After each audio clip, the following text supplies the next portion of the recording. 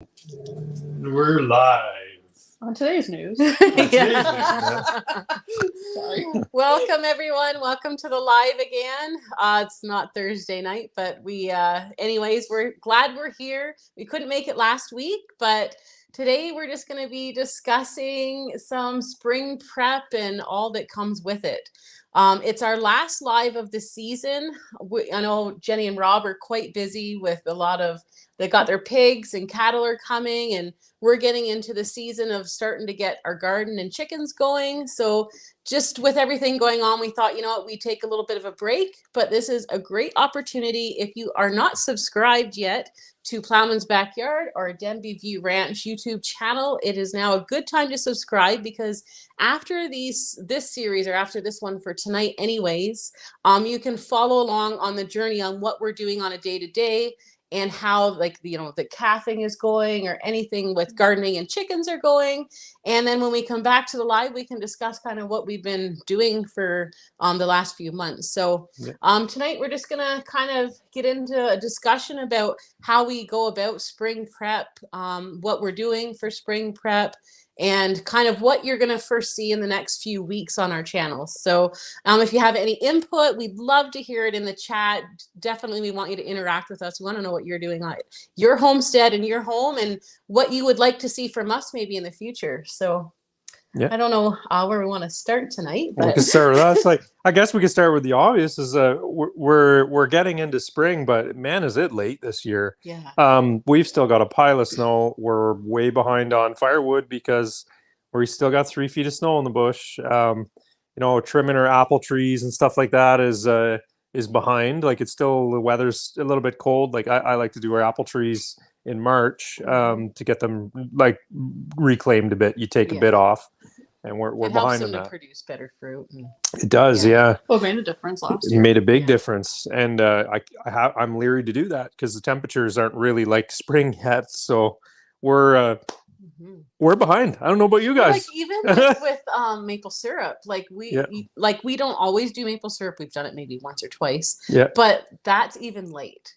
It's crazy, but I want to say we have a good 3-4 feet, like you said. So there's definitely things to do. We want to, our greenhouse is not looking good, so we have a lot of work to do for that. Plus, with all the melt and stuff, we really want to get a head start on building our new chicken coop for our Chanticleers when we get them, and we've got to stall that. So I can't wait. Of things that we have to wait around for. The hard part too is that you're trying to also beat the bugs. Oh yeah. Yeah. You know what I mean? So there's only a short window to do a lot of this stuff. So Jenny's been poking away at her fencing all winter, getting some stuff pre-done. I'd rather do it in the winter than in bug season and in the heat of the summer. But we've got so much snow out there now. We still got the lowest line because we're doing a high tensile wire. That's lowest 2 lines that have been covered with snow in some spots, and the lowest line in the main hayfield right now, there's still 2.5 feet of snow,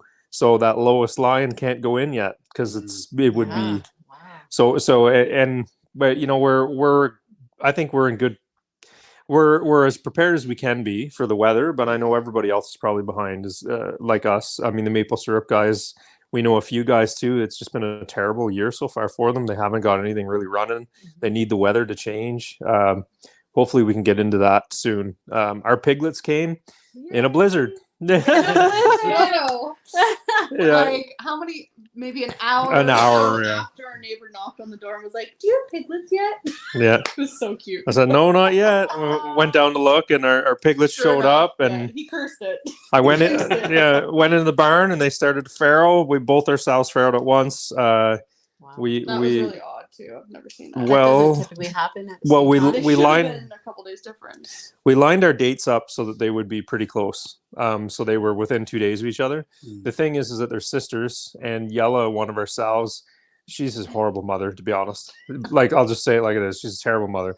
She's a great pig. She knows her name. She comes to call. Once the piglets are a week old, she's perfect. But the first week, she's terrible. So anyway, when she was farrowing, giving birth to her piglets, her sister Dot, our other sow, was nursing her piglets. Wow. And that kick-started her into farrowing. So now I end up with 2 sows giving birth to piglets at once. I'm just playing catcher at the back here, trying to clean them up and get them going. We won't know who's whose. Wow. They didn't know who was whose, and it was the same last year, so it worked out okay.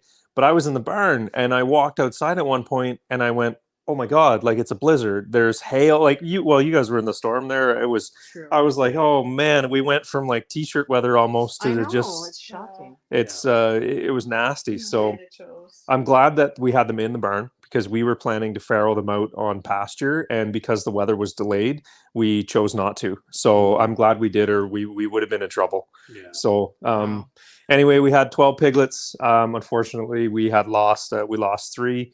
Again, yellow's not great, so she laid on 2, and then in the first 24 hours, and she laid on 1 more. Usually by this point, we're pretty good at the 48-hour mark, but we're still happy with it. It's just a byproduct of not putting our pigs in a farrowing crate, but it means a lot more work on us. So we've been out in the barn a lot. We'll put it that way. Wow. Yeah. Oh wow. Yeah. And they have a video on that. They've got one where I don't know if it's the first 12 hours or whatever. Yeah. Just a quick one we put out on YouTube. And they're so cute when they're that little. Yeah. They get really spicy right away Oh, too. Like I took a man, video yesterday, I haven't posted it yet, of them fighting with each other. Yeah. Already. Wow. And they go at it too. Like they push each other and everything. Like so Wow. I will have that posted soon. Yeah. But that one's interesting to watch. And that was 36 hours in. 36 hours in, they already started establishing who's dominant. Yeah. 36 Yeah, hours. they're spicy. But so we're glad to get that first step out of the way. But we got calving season coming up. I know you guys Earlier too. than we thought. Yeah. I should know. I may have messed up those dates a little bit. Yeah. I went back and was looking back and I'm like, oh, we are under 20 days. So Wow, really? Yeah, Yeah. and we're expecting 4 calves, is it this year? 5. 4 or 5. I don't know. It's been a long week. And like you guys too, our greenhouse is taken off. Like our bathroom greenhouse where all the seedlings There you are go. your seedlings all taken Oh off? yeah, they're Like doing well. Like I don't have a lot started. We've got our peppers. I did some celery and onions.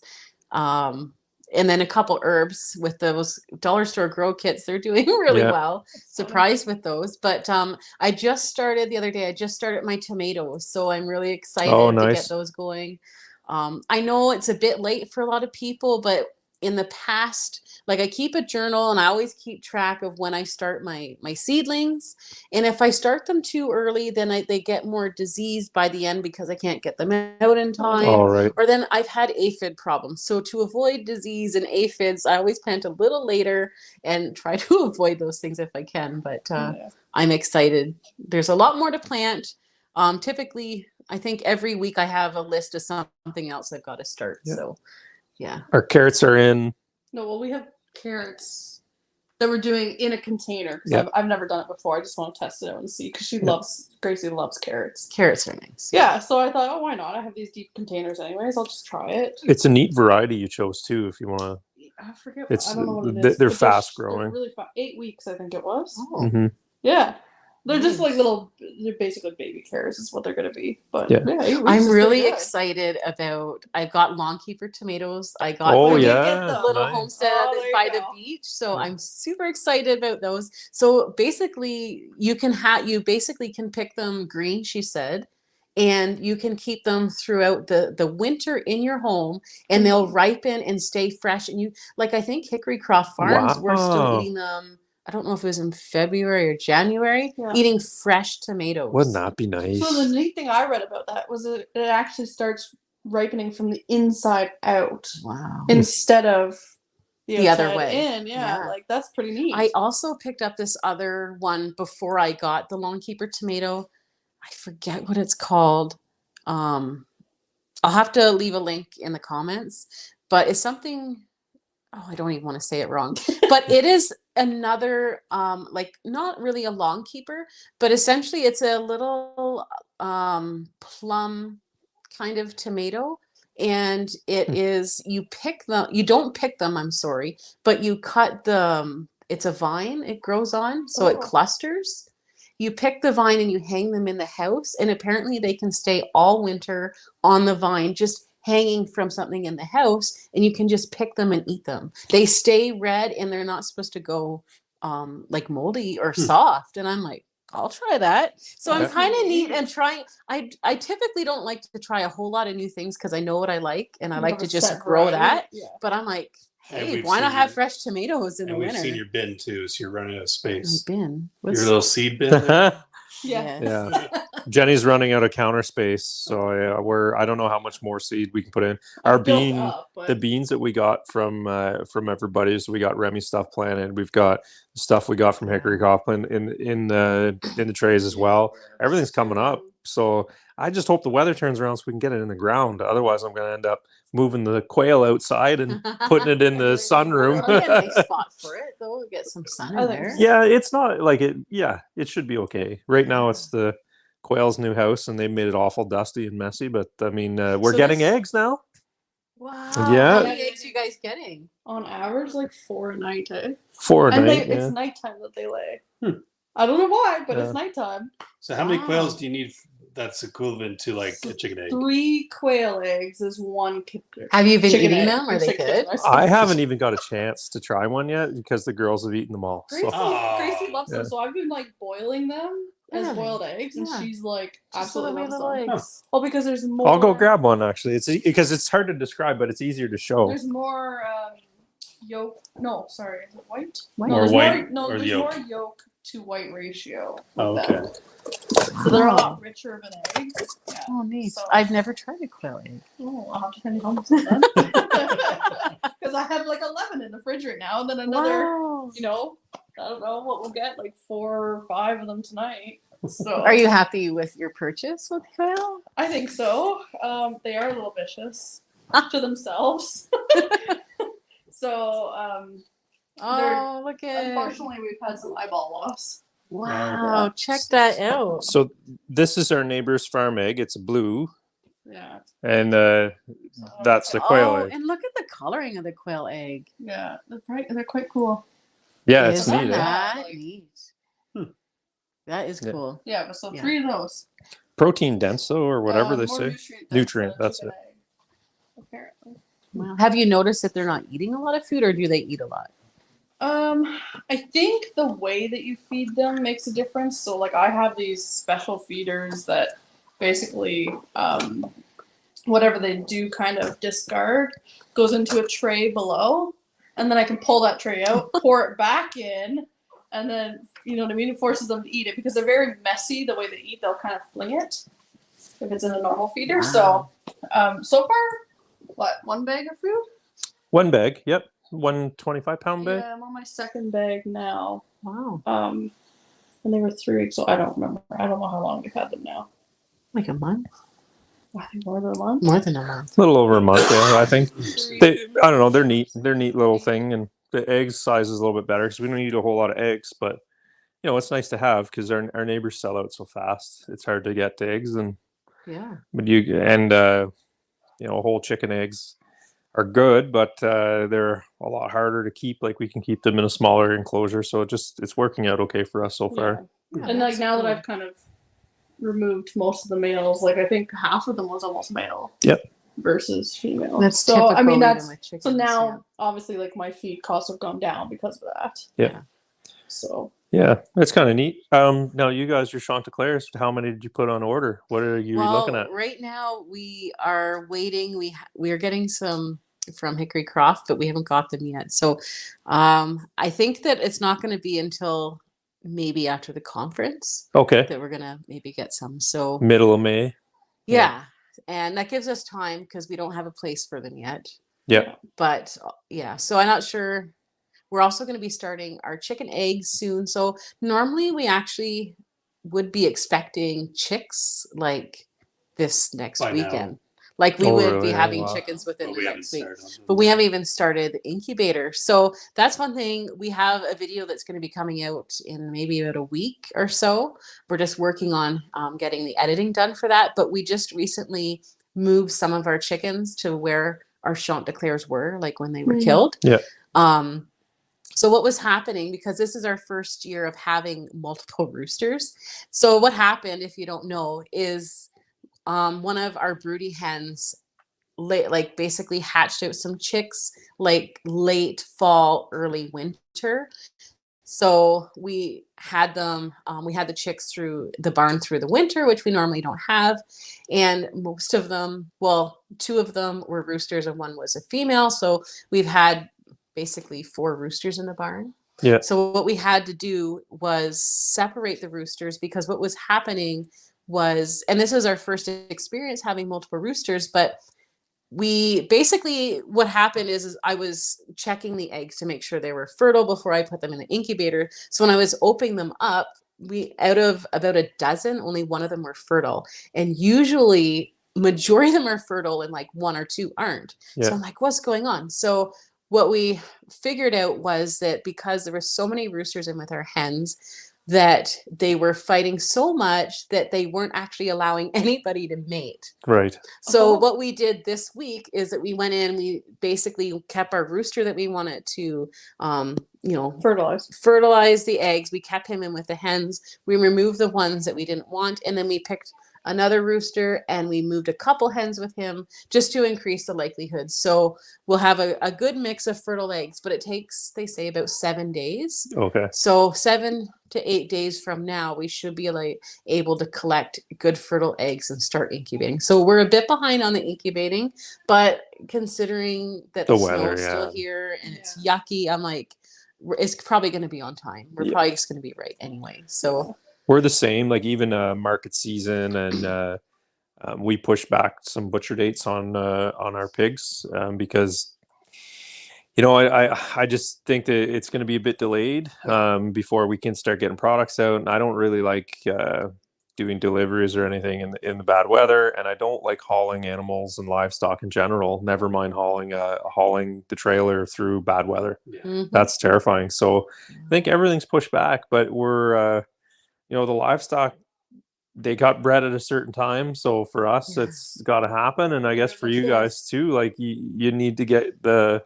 projects on the go with just managing them, I guess. I can't wait to see your new coop. I'm pretty excited to see how that goes. Yeah, I have a couple ideas of how I'm going to build it, I think, as well. There's a couple of videos we just came across. Yeah, there's a few things we want to try out. So I'm pretty excited to see what's going to happen. Yeah. Are you just going to... Well, are you not giving any secrets away, I guess? I just want to know, what is it that you're trying to fix? Like, what part do you hate right now about your coop that you want to fix? Barn. So I'm fine with Yeah, I was going to say. Of course he's see fine anything with wrong it with because I'm the one who goes Okay, so out you're and saying does even it. cleaning it? It's awful. It's totally fine. I don't know what to complain about. Yeah, okay. So, see, there's always, So for one, like so our barn is really unique. I love it.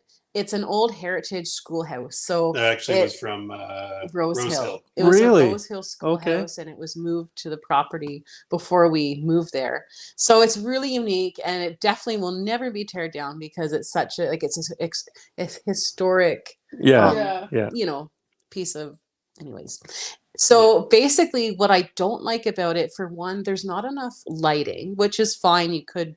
Jay actually put another window in the fall or spring last year. Yeah. Anyway, but it's so low to the ground because what they did when I took the schoolhouse off is that it was, It had, taken like, a off stone the foundation Oh, and okay. moved. So basically, I'm like this all the time, and it just kills my back. And trying to clean it out, there's not enough. It's just not. I don't know. Yeah. I avoid doing it as much as possible because it hurts so much to get in there and do it. What your issue is. So, so basically, for I you. want something tall enough I can get a stand in, Yeah. and I want just the layout a little bit different because it is quite dark and it's on a lower part of our property. So when the spring melt comes, it gets so wet in there, and then the poor things, their feet get not so great, and so it needs to be moved. So our idea is, hopefully, is when we get the Chanticleers, that will be their new home, and we can make a maybe double wide, so that then other chickens can move over, and I can just stop using that barn. Maybe you have it for storage for feed, stuff like that, but I don't want to have to continue using it. So we'll see. I mean, maybe one day I'll have a cow in there. Who knows? We'll put one in. There's always one that who drives me knows, a little insane. goat or something. Yeah. I don't know. I'm not really into goats, but it's small. no So more sheep we after, did, we did have we had a Yeah. ram in there, and he Yes. fit quite well. But you never know. I need a lawnmower, so I need something to. We anyway. hear you on the struggles of that. Like those older buildings are okay, and they have their their historical significance, and Yeah. they're great. But unfortunately, like there's just times where for us it's an inhibitor. It sucks. They don't always function Yeah. for today's agriculture, basically. Like Well, purposes or whatever. I mean, the thing is like you got other things on the go. Like for us, we've got we've got a lot of travel on the go. We're back and forth for appointments and whatever else, and we're focusing on different animals all the time, and we don't have 12 kids to clean the barn out. So cleaning the barn out by hand sucks. And for our barn, you've seen too, like where I keep the pigs in the wintertime, it's just it's not a great setup. It's functional, but it's not not takes efficient. me all day to clean out that barn. Oh, Yeah. There's All probably day. modifications I can do with that schoolhouse, though. I just had to make sure what I do is safe because you'd have ties, right? Yes. All along. Yeah. So if there's a way that I can bring that up and I then don't remove know. some of that, then it can be a standing. Yeah. For me, like what I place. foresee it kind of being is like a breeding pen. Like, so Yeah. if I want it to have like specific male and female, it's a great spot because it's divided into two and both sections have their own little runs. So it's a great, okay, if I want to start breeding these ones and put them over here or shift them around, especially when we start hatching out our chicks or our broody hens, I need a spot to put the roosters until they're big enough. So I've got to separate them. So there's definitely uses for the barn and even the runs. Like if I have to separate the roosters using that, then it's perfect. Like there's always a use for it. Yeah. Ours is the same. Like it's definitely usable. I know for us, we're not doing the pigs in that barn again. It's just too much for us to try and keep it. It's not drained well enough, and pigs make a mess. The waters, when they get bored, they'll sit there and clamp on them until they drain and make a big muck pit, and it's frustrating. So I've looked at a lot of designs too, and of what we're going to do, and that's the biggest thing is I want something that's high enough that I could go in with the tractor bucket and clean it out. Yeah. So then it's a 15-minute job and it's done. And not only that, like it has to be tall enough that I'm comfortable, but I want it high enough off the ground that the spring melt won't affect anything. Right? Like there's I mean, you know about it, even being here with your driveway. brutal. It's like finding out where all the little things are that just could make it easier. And because it's efficiency. Like even though we're small farms and homesteads, it doesn't mean we can't be efficient. And the more time you save on one thing, you can add to doing something else. And for me, like you lose 12 hours because you're shoveling a barn out because it's just a nightmare, and then the next day you're hurting because it's not conducive to getting the manure out, so you got to lift up and over out of window and instead of just a straight toss. So there's some modifications we're gonna make. And then I've got like this wheelbarrow that won't even fit in the door of the barn. So then you're carrying the shovel to and it's just like, okay, well, I'll make the door a little bigger next time. Like there's so many At things. least your doors open. Ours don't even open half of them. No. Well, that's good. They've been built so that they're too close to the ground, and like 'cause our barn's 170 plus years old too. Like it's not young by any means, and it's definitely sunk in the ground over the years. And it's built on stone foundations, and it looks like an Inukshuk. It's terrible, but because all the sand is eroded away from the outside. So we've been adding cement, and that's a lot of our projects this year. So any day now, like every day I'm going out and I'm getting towards the bush where I need to drop my white pine because we're getting a guy come in with a lumber mill, friend of ours. Nice. So every day I'm going out now and I'm like, all right, well, I can almost get there. I made a path with the tractor. I spent like I was out there for like 4 hours making a road to try and get to it. And the snowbanks are, now 6 feet high. You seen it? Yeah. Oh man, that was bad. But anyway, I did it. I was like, well, I didn't get stuck, and that would have been embarrassing to have to call my neighbor to get me out, but I did it.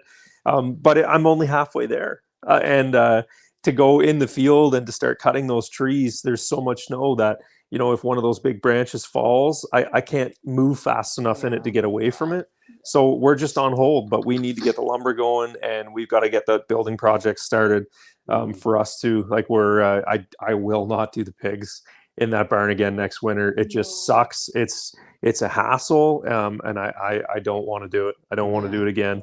It's not. It's fine. Like for them, it's probably okay, but for me as a you know, me as trying to make it more, how would you say that, I guess, efficient, yeah, to save me some time, it would be way better. And I also think that more light is a necessity. Those old barns don't have hardly any windows. Light in ours at all. Yeah. The hard part with the pigs though is the water. And that's it. This year we tested like giving them snow, because traditionally if they're out on pasture, that's basically what they would use, because otherwise to get a spot for them where we have reached for a hose and electricity, and it's just too complicated. So well, but then it also you need 10 times as much snow, so then they're not getting enough water. Anyway, we've tried it all, we've experimented, and we came to the same conclusion. We just need to build something, and it's got to happen. And it might seem harder, but in the long run, it's going to be a lot easier. That's right. That's right. So Dave's wondering if we found the greenhouse yet. It's still under the snow. It's slowly getting uncovered, though. But the scary part is, as the snow is melting, it's like worse and worse. Oh no!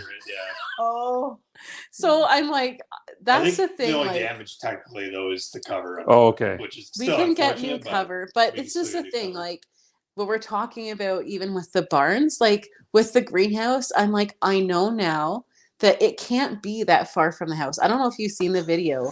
Yeah. I'm like trucking through that snow is hard enough, not even having to clean off the greenhouse. So it needs to be close enough to the house where like we can plow or shovel close to the driveway. But then when we get closer to the house, then there's the issue of, okay, where are the wires? Because we have the house is close to the garage, and then the garage has electricity. Yeah. So I'm like, okay, it can't be that close. And the closer we get to the house, there's also the septic. Yeah. So I've only really have like one spot to put it. So we're trying to figure out if maybe we just move it in general. Like we're trying to really think about what's the best thing to do. Yeah. But we know we need to raise it off the ground some for sure. Yeah. So I'm a little afraid to see what it's really going to look like when all the snow is gone.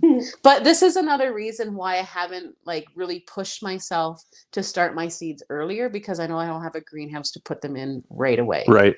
Otherwise I could go out and put them maybe in a month and a half and let them be out there. I don't know if I'm going to be able to do that. Yeah. So I'm not really pushing myself to get the tomatoes done. Like we're done last week. So it's the same too, though. You have to be relative in it. Like you can fight your way through those chores, but then are you really saving any time, or are you just making yourself miserable? Like I'm dying to go do firewood. I'm so excited to do it, but I mean, falling around with the chainsaw and 4 feet of snow because it's drifted way bad where I want to go get it. And then fighting because right now the snow conditions are terrible. There's lots of it, but I can't use the skidoo to haul it out, and the side-by-side is not able to do it. So side-by-side's being used for my stuff. Well, not just that, like it's not going to go through 4 feet of snow when it's like granular sand, the tracks, it's not great. So we're just in a hold up. We're just on hold, but it's going to happen really fast. So, as soon as I get to that 1.5 feet of snow, then it's go time, I guess. Got to get it all done. Kind of odd spot where the snow melts and it's just right to when it's mud, you can't do anything. That's it. That's like, what I mean. There's it's very short time. Well, and I'm really picky too, because like all my pastures are very particular. So like he can't be on them. Well, that for the drop in the white pines, we have no choice. But for driving, I'm a little pissed about that. Guaranteed. Driving around, like we don't wreck the pastures up with driving on them, because you end up with 4 foot ruts. If you're driving your tractor at the wrong time of year through a field and that. There's designated roadways in a way, but there's still some areas that you have to go through pastures to get.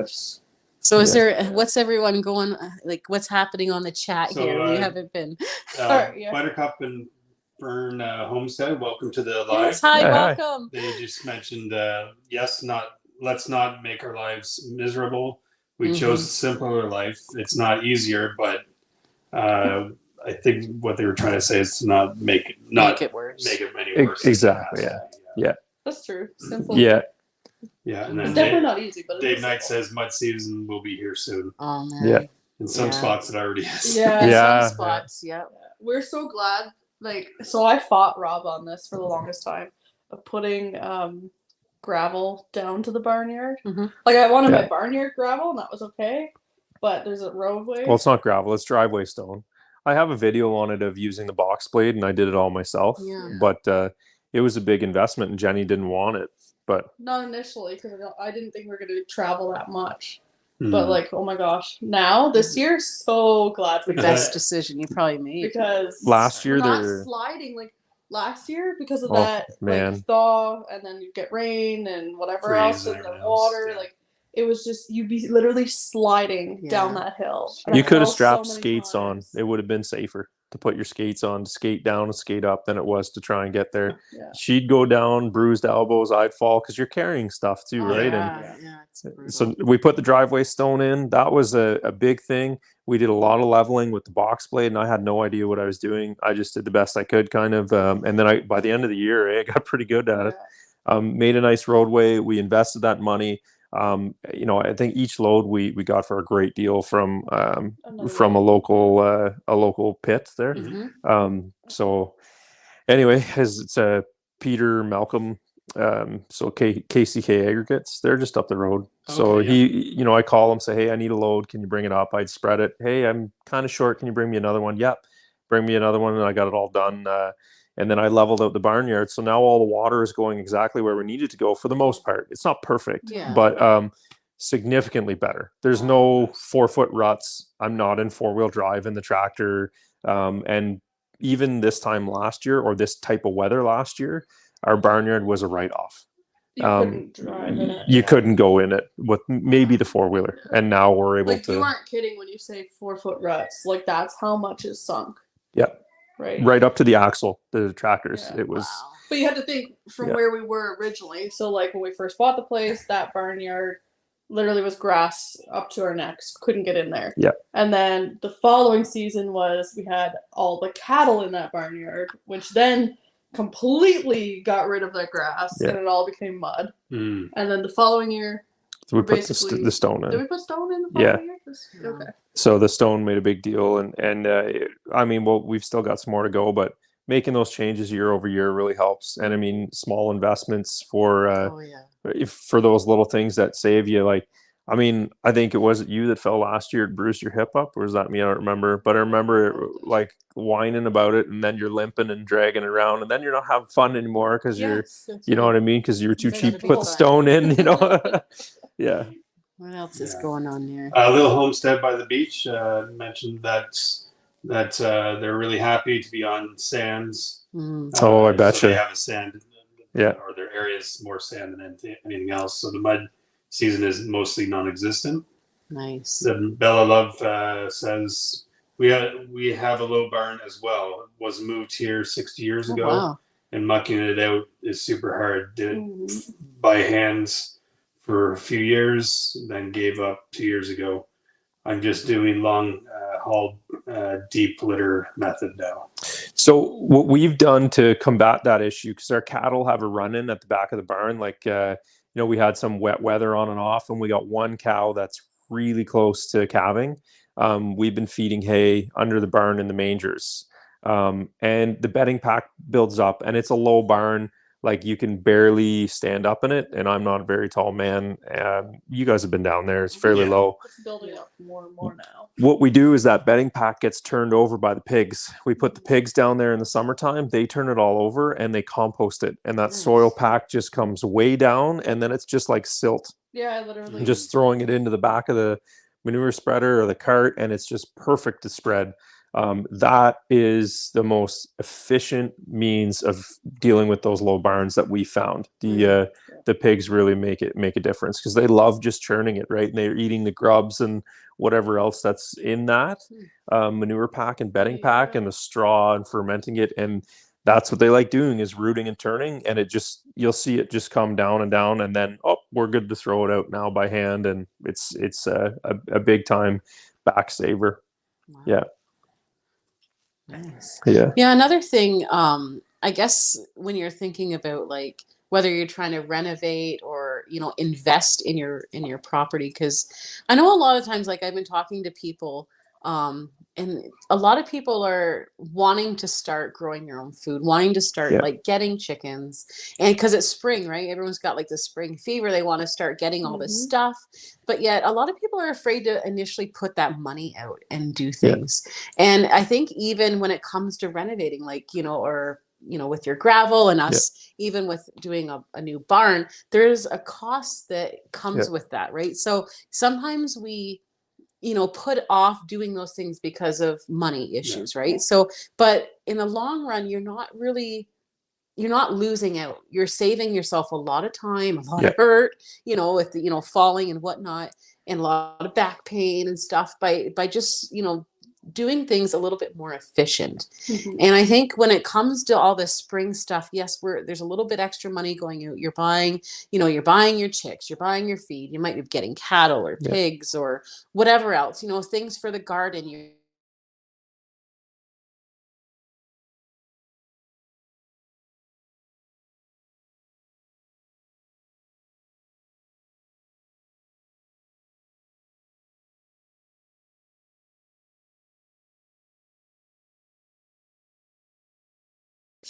Expense, but it's definitely worth just keeping the end goal.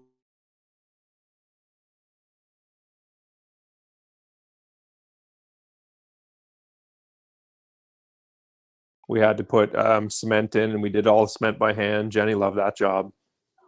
No. And you know, we fixed the foundation, and then what that allowed us to do was get our hay inside. So now our good quality, top quality hay that we purchased isn't outside. We didn't have tarps to deal with. We didn't have hay loss. We were able to store it and provide better quality forage. So in the end, it worked out. It was better for us in the long run. So that might take 3 or 4 years to recoup its cost, but it was worth it. It's worth, yeah.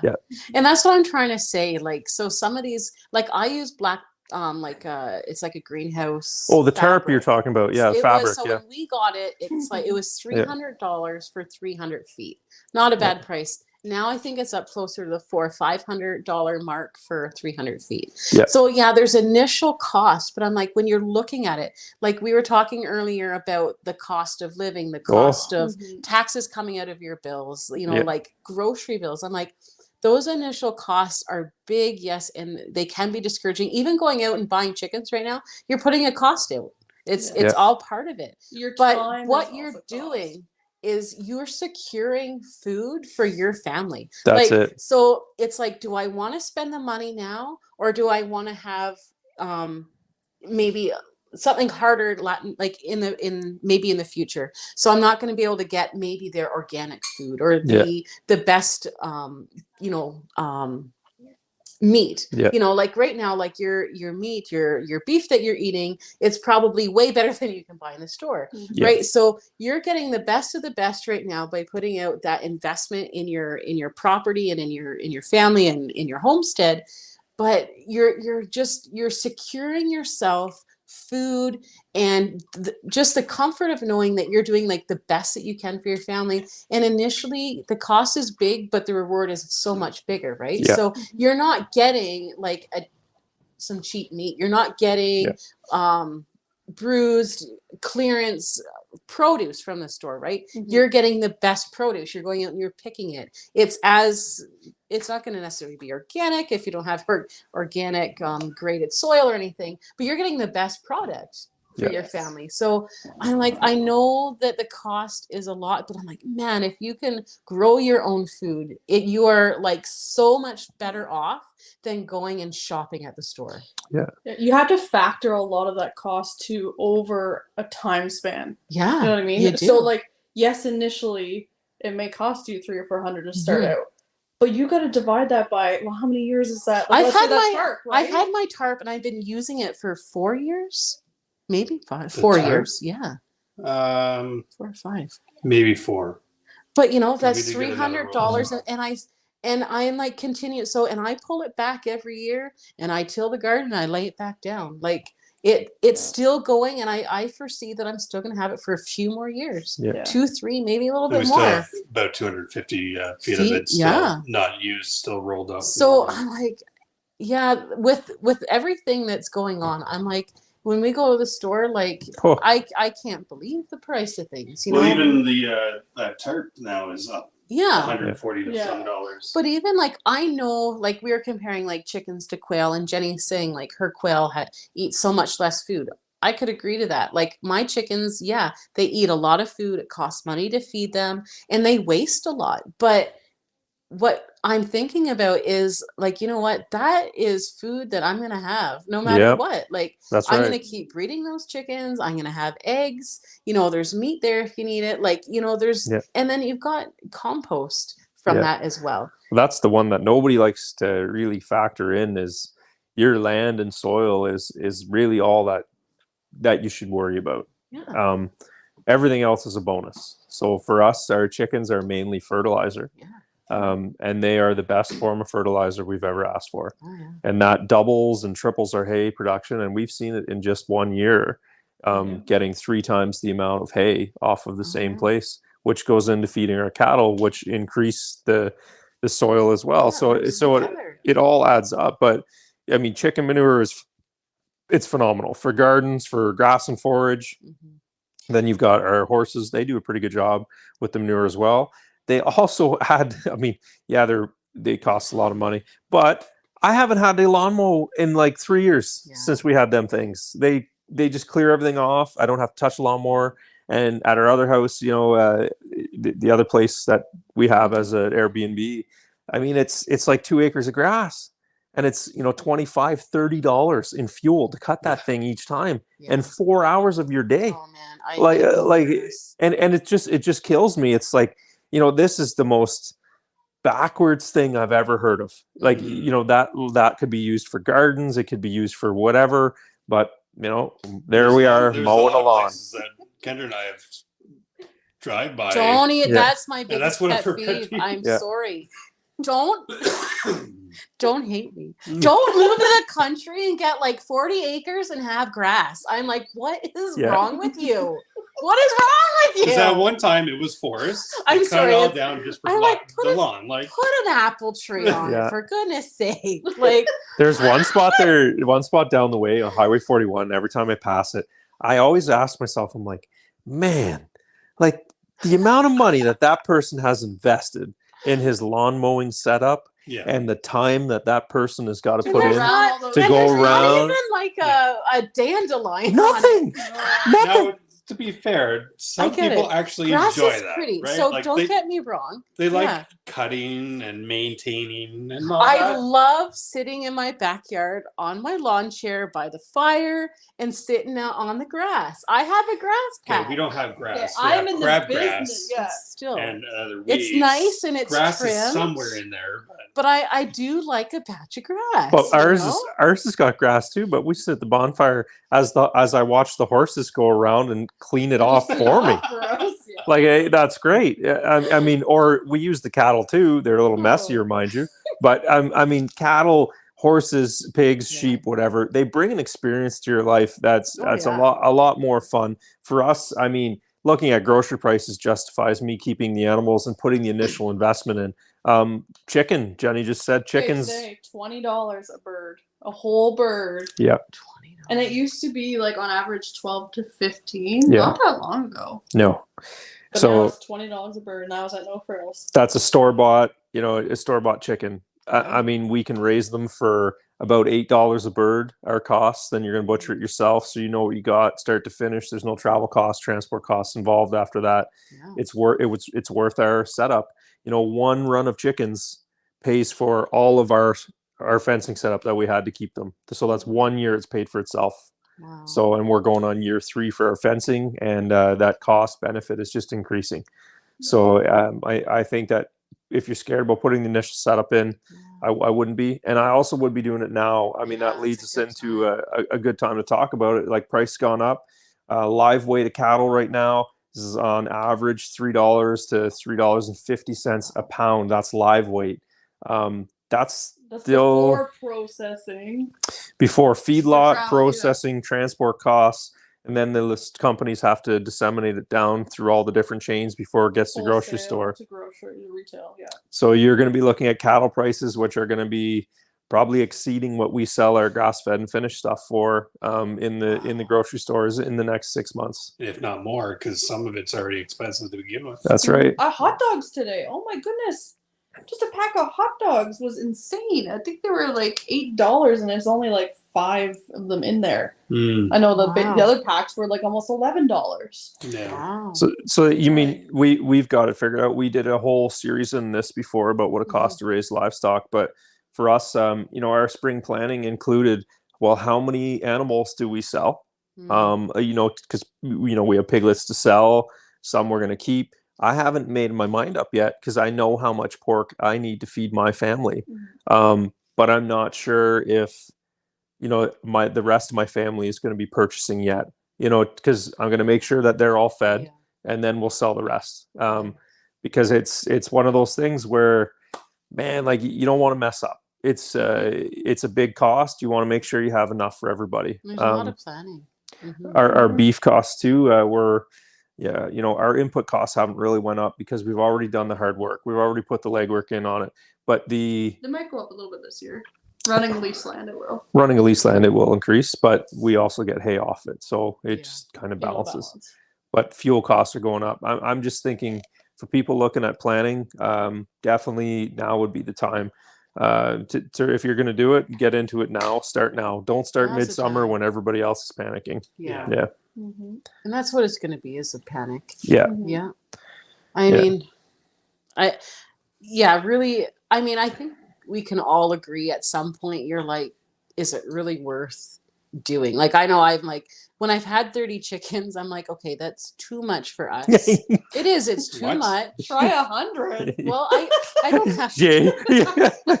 Check it. Yeah. Are you sure? It costs too much for our family for 30 just to have as egg layers. Yeah. And we don't need that many.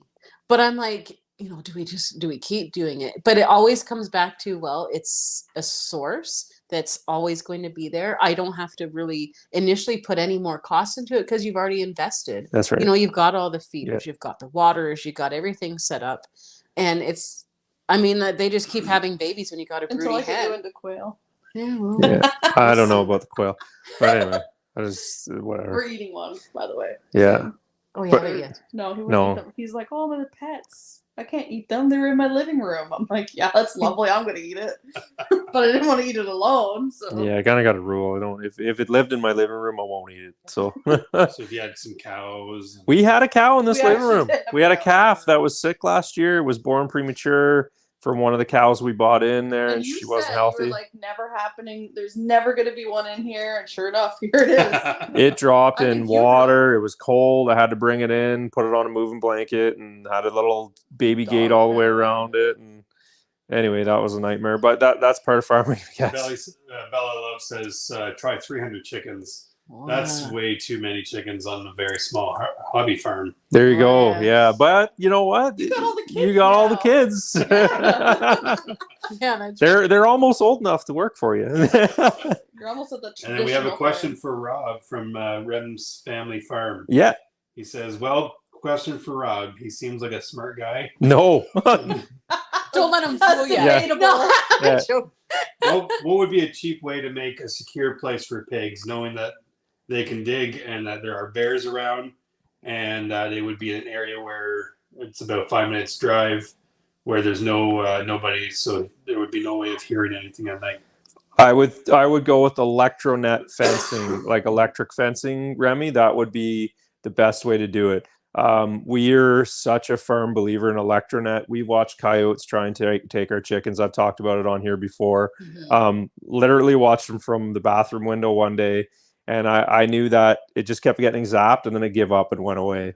And it should be coming on sale soon, because I think there is a time in spring, just before spring, that they kind of come on sale. So they it should do, be soon at PV Mart. But if you get 2 sections electronet, and let's say you're going to run 2 pigs, that's like, I think they're 150 feet each. That's a 300 foot area you can make out of that.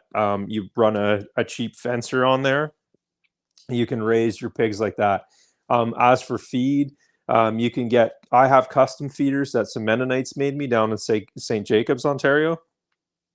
But you can get, DIY feeders or whatever you want to do. You can build your own. There's all kinds of different examples.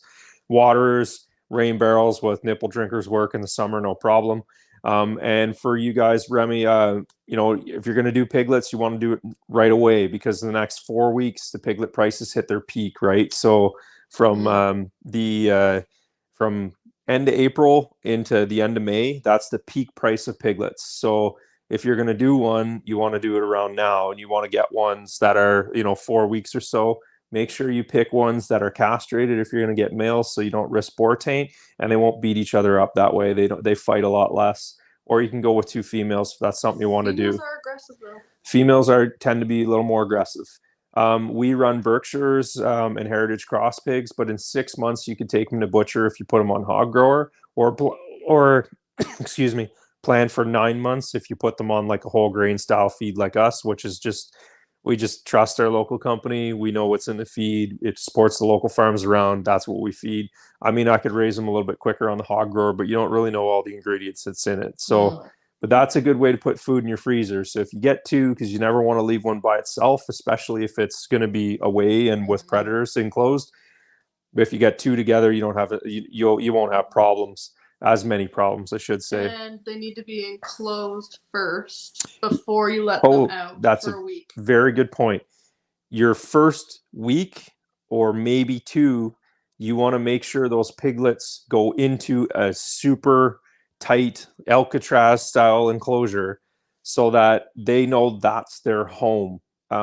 Some people say, it's only 3 days. We try and do a week so they know that's their home. Yeah. And then we let them out the door into the pen to pasture.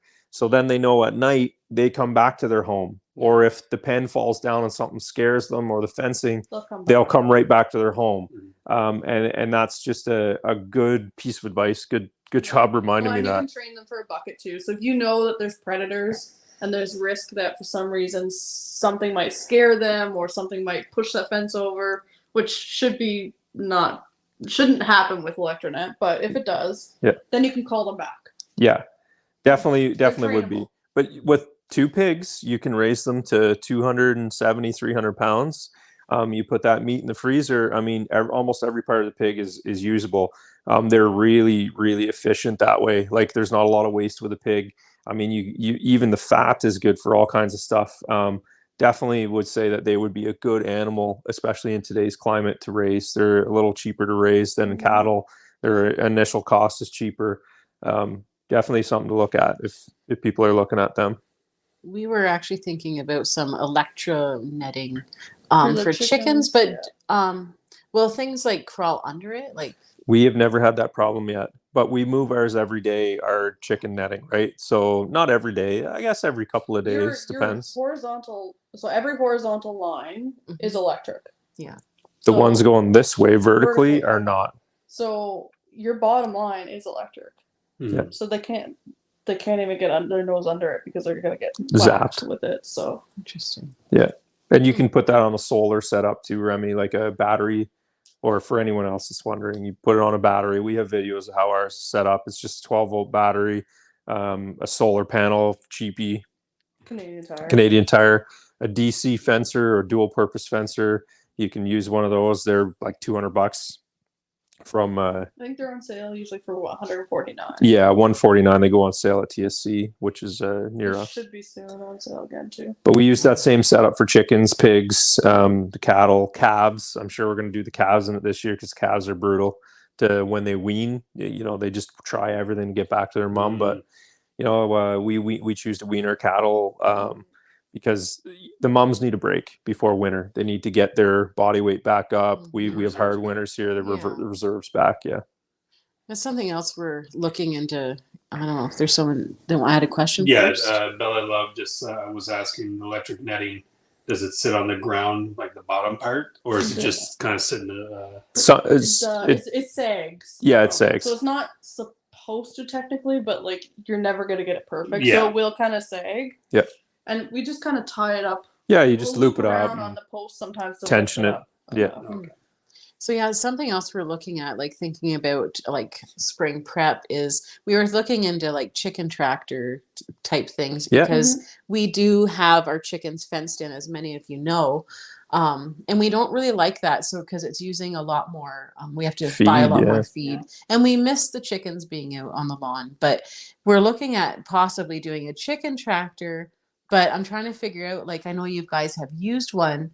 Again, like you would just do the electric net around it, Yeah. or because we were looking at like how do we prevent something from digging under and up, because last year we had I don't know if it was a fox or fox. yeah, skunk or raccoon or something dug under and got one of our chicks. Yeah.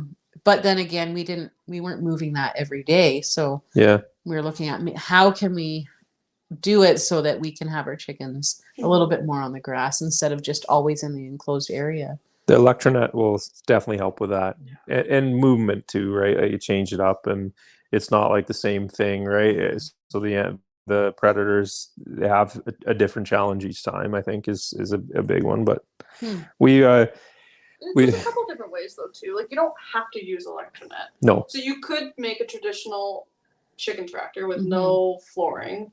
And then in my mind, you could potentially initially put a line of electric around the base of it so that whatever predators are normally around try to get hit, and then they kind of leave it alone at that point. And then you have to think too, the way you're moving it constantly. So that is changing, what would you call it? The view of like that predator too, right? So they're no longer able to find that weak point. Yeah. Which is, I know we've touched on it before. Yeah, but we have. That's we don't have a whole lot of space. Like, definitely, we've got just a small area we can move it around. I'd rather just have them free range, like we used to. But you can. Yeah.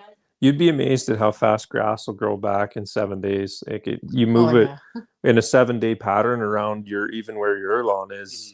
It'll be that high by the time you hit back. So when we had brought our chicks out before, and we used to kind of move them around a little bit, and we would keep them in one spot for a few days, and man, the grass would just was unbelievable how big it was compared to the rest of the lawn. But yeah, all these little things to think about when you're planning. Okay, how many chicks do I want to start, and what kind do we want, and it's just trying to plan of where we can put them. And we're at the same point too, where we've got us, I guess, a little bit different scale than some people, but maybe there's some people on here that cut their own hay. I'm not sure, but we're we've got pasture rejuvenation is the big name of the game on this farm, is trying to bring it back. Because the better your pastures are, the more livestock you can hold. The more livestock you hold, the bigger farm you are, right? So that's the name of the game, I guess. And the biggest thing is, as your livestock density increases, then you get more manure on your fields, and the better and better it gets. It's just a big cycle. But we've got the lease taken over this year, and we've got a lot of planning going in over there. Wow. I mean, my paper's there. Yeah, well, there's Jenny's. We'll call it a Jenny diagrams. That's our pasture planning, and like what it means to me, I don't know. But that's what she needs in her mind to make sense of like how we're going to do it. Total acreages is on here. She's got what's going to be seeded, what cows are going where, estimates on dates and times. It's a lot, but we, like most people probably don't know, but our farm is only 38 acres, is it? 36 acres. We raise we got 4 horses and 15 head of cattle on it. Then we and the way we rotate our pastures is all key. Now we've doubled that with our lease that's up, and then using the neighbors, he's got about a 5-acre section we use as well, because they liked what we were doing, but we never ran out of grass. It's just on how you do it. If you plan appropriately, you don't run out of grass. And we cut hay off that as well to feed the horses. So traditional farmers think that's impossible, but that's the thing. Like we're definitely like a small acre, like we've got 1.8 acres, And there's so much you can do on such small acreage. So don't, like, if you're looking at buying property or you think maybe I've only got a couple acres, I could never have chickens, or I could never do a big garden. You can do it if you plan it right. That's and that's right, the whole thing. This time right now, your spring little break before it gets into like your planting and all that stuff, this is your time to really plan out where everything's going, and you can move it around. Like we have just an area of gardening, but every year you got to plan, okay, I'm going to move my crops over here and here, so you're not getting all that disease and stuff. But movement is super important it because is. of Big time. disease, right? Yeah. Even with your chickens, you should be moving them. Yeah. Well, and like you can only have so much of a good thing too, right? Because that causes an imbalance. Yes. And it's going to kill off other good things, and it creates its own different cycle. So it's very important to have movement. So we don't over fertilize the fields with the chickens. They go to a new section each year. So each year our birds are doing a different section, and they never hit the same spot twice as they fertilize the fields. So this will be our third summer. Third summer. With So the I'll chickens. be taking soil samples this year. I did the first year, and now I'll be doing again soil samples just to see kind of what's changed and what's improved and what works really well. So we'll do the spots that had the chickens in that before versus just the cattle and versus the hayfield. Don't undersell yourself either, I think, right? Like some people are like, well, I only have 10 acres. Well, it doesn't matter if you have 10 acres or 200,000 acres. A soil sample is a soil sample. It's just as important. Yes. You know, and we're fortunate enough that we work with some really good corporations that they don't care how big our farm is. That doesn't matter to them. They treat us just as good as the big guys, and it helps us. You know, it helps us grow. If anything, I think we're a little more resilient because we have such a tight eye and we're so small. We can really monitor what's going on, so we can get a little bit more risky with the way we seed and the methods we use and whatever else, right? Everything's different. Yeah, and like Buttercup and Fern mentioned earlier about keeping things just kind of simpler. Yeah. Like we came out of the city, at least for us, to keep things a little bit more simpler in our life, not feeling like we had to do something. We had all this overwhelm pressure ourselves on us. with so much stuff. So for yous that are out there that are wondering like where you start and all that, just start simple, small. Experiments. Like when Kendra first started doing gardening, she started in the city as well, a small little 120 feet of lawn or so, or whatever, 40 by 100 or whatever it was. We only had maybe 2 raised beds of 5 by 10s. And that's where Kendra started with her gardens.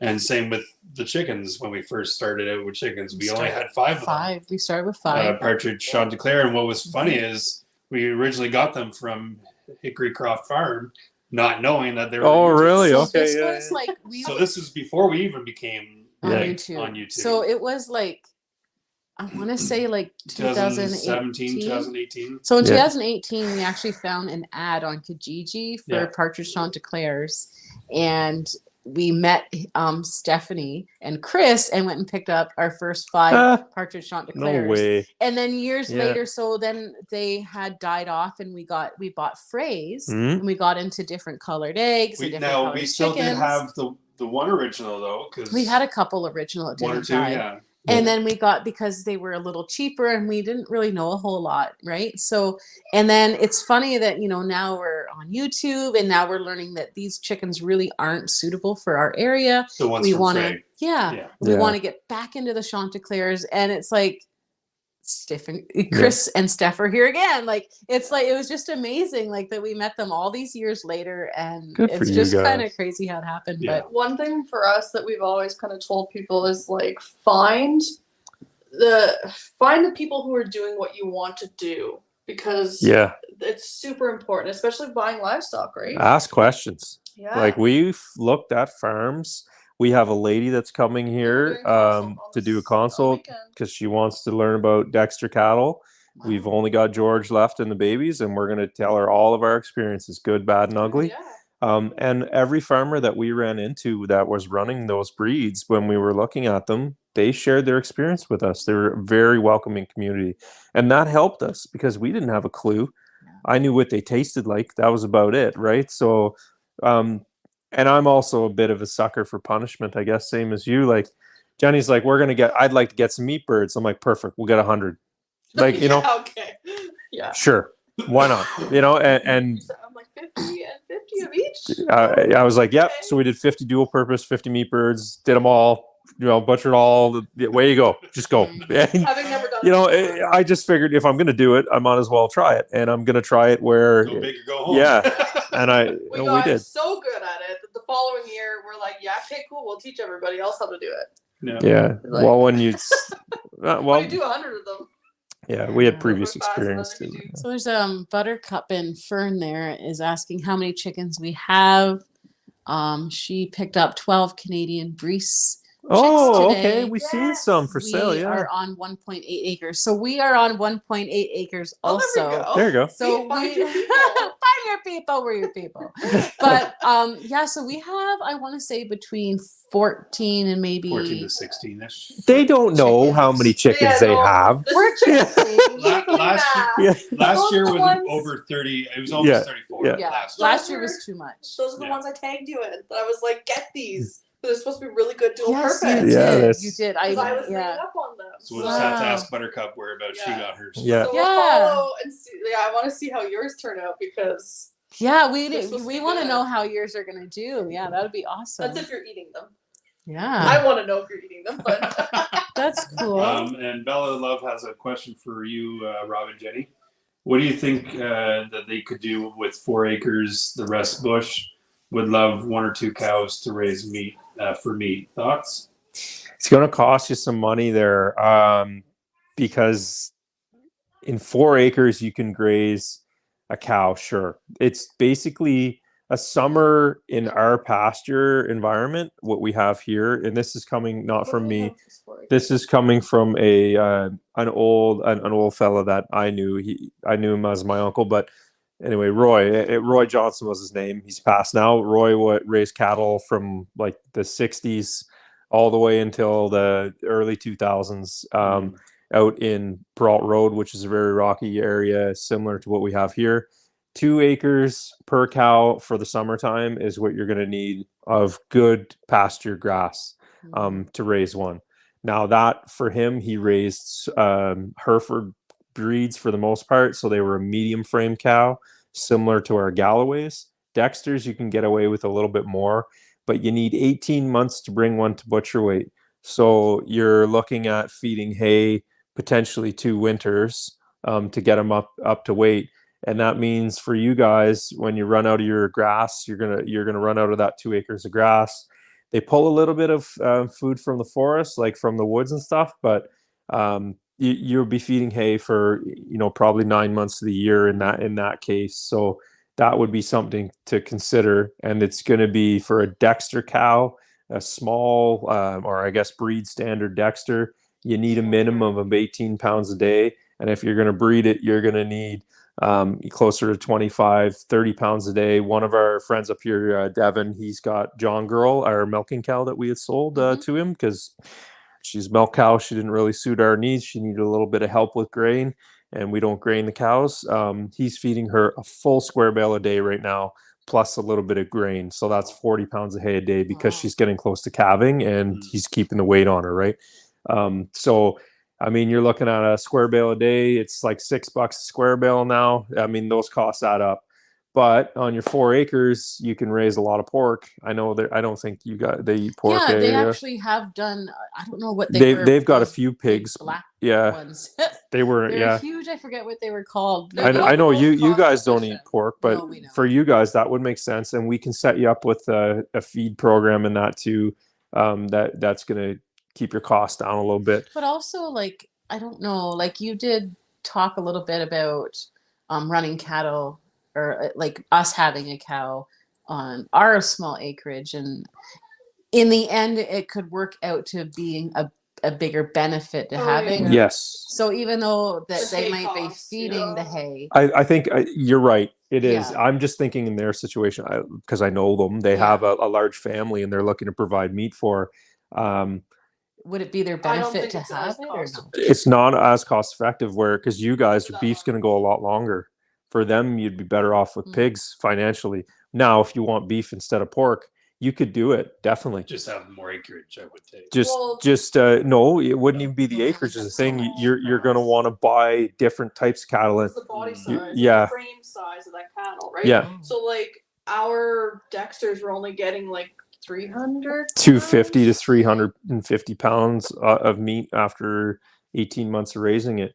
But for them, they're going to need something more than that. Like that, we even go through that quite fast. We do, like, yeah. We're almost on ours. So what would be like a better recommendation for something for them to run on their property? For them with a family that large, I would say if you're going to run a cattle breed, you're going to look at a larger of the heritage breeds. Like you're going to want to go for a Galloway.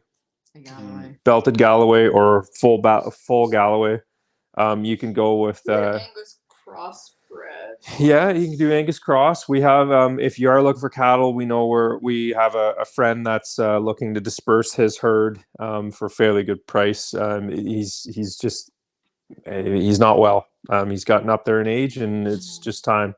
So we can help you out with that, but you're going to want to find the right buy. And then you're going to want to get one really good cow to keep on your small acreage. Like I was talking with you guys, you're going to want a good, well-bred, dual-purpose breed for someone like you with that 2 acres, or for them with that 4 acres, where you can get milk. They're going to give you a calf every year, and then you're going to feed hay, because you never want a cow to be alone. It's not good for them. So that's one thing to touch on too. Is that like that's one of the hardest parts with small acreage, is that like maybe you could do one. You know what I mean? Whether it be your acreage or your affordability, that kind of thing. But if you're going to do that one, it has to be in a like very well maintained enclosure, basically, because until it's real friendly with you, they don't want to be alone. It's a herd animal, right? So they are going to try and escape, and it's not worth the headache. Yeah. Two is okay. Yeah. We've had 2 cows up in the neighbors. Coyote pressure was high, and they came home.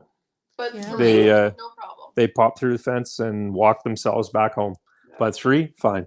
So the thing that you want to look at for that is, like, we can run the numbers. If you look back in our other videos for the other viewers watching, and your neighbors with Bella, you can always help her out. But we could run the numbers for you to see what makes sense. But I know just for you guys that you're going to want something bigger than a Dexter's, so the numbers are going to change. Okay. Because it's not going to last them long enough.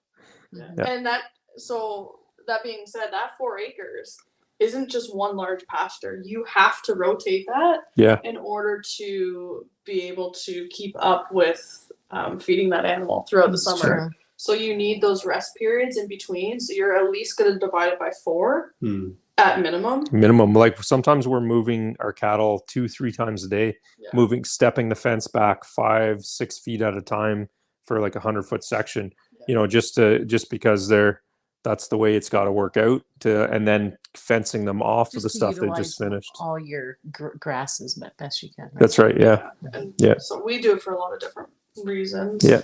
And not everybody has to follow the same structure that we do. We're, again, suckers for punishment. Well, this is Jenny. Jenny goes, this is her thing. She enjoys that. Yeah. So if you follow her TikToks, you'll see her talking about stuff that I don't care about.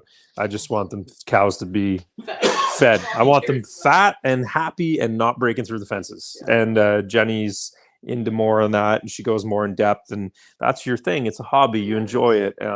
I just like moving them. It's fun to move them around. It's fun to watch your land getting maintained by the use of a livestock, and other than moving the fencing, it's pretty neat. Yeah. I know. I see Buttercup and Fern here. She said that she is concerned about the roosters' combs. Yeah, the massive combs in the winter. Yeah. With that breed, I would assume. So that's one thing that we've noticed because we have Buff Orpingtons. Your big guy. And I love my Buff Orpingtons. I love their temperament, their character. They're great egg layers, and they're beautiful. The roosters are huge, and I really like them. So I'm not saying that I don't like the Partridge Chanticleer, because I really like those too. The problem that I have with the Buff Orpingtons, because we've had them for so long, is that they do get frostbite, and you feel so bad because when the combs and the wattles get frostbite, it's very painful for them. And we have one right now, our main buff Orpington, he's fine. He seems to just push through every winter. He does really well. But his offspring that was hatched in the late fall, early winter, his comb is awful, like black. And I feel so bad, but it's the reason why we're getting out of going commercialized breeds. So that's why we're getting into the partridge Chanticleer, the Canadian heritage breeds, because they are built for these winters. They don't have the combs and the wattles that get the frostbite. And I even looked into, so there's also blue lace red Wyandottes that they're nice birds too. They are beautiful. They grow broody as well. We have a couple of those, and they're a big stocky bird also higher up in the price range, but they're not really recognized.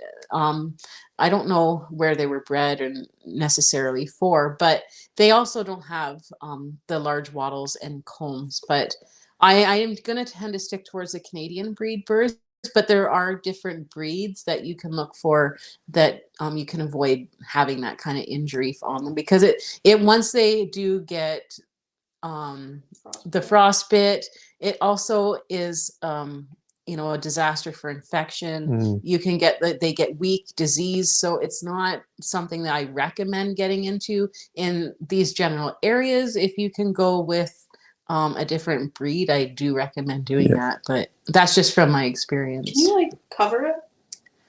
I don't know, because you don't want Oh my moisture. God. So any moisture that is built up can make it worse. And that's where this problem comes in, because with the spring melt, the water's going in, it's creating a disaster with moisture in there. But that's why we're really trying to wean out those birds and go with the partridge Chanticleer.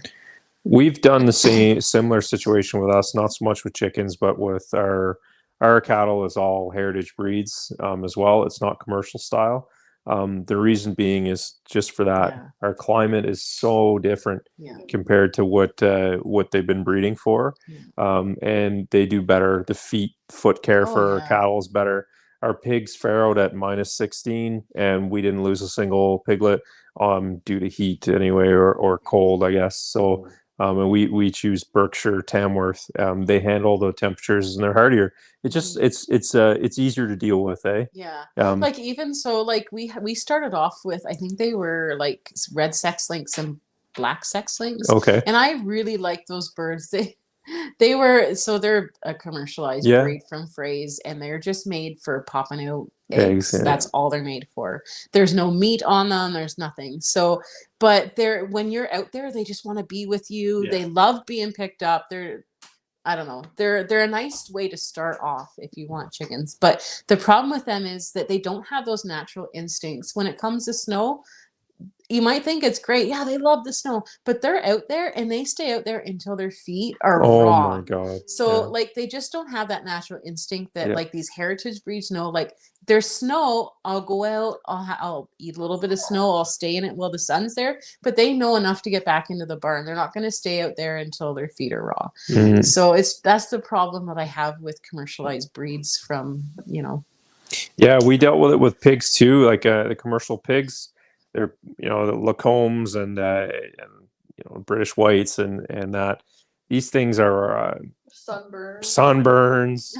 They got no hair on them. They can't handle the winters well. It's not great.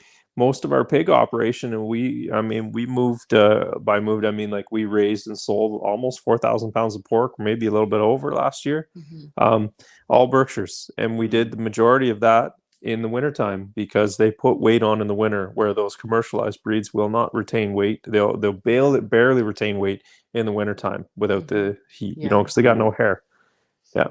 Wow. So it's right. That's a good way to put it in your spring planning, is choose accordingly for what you want.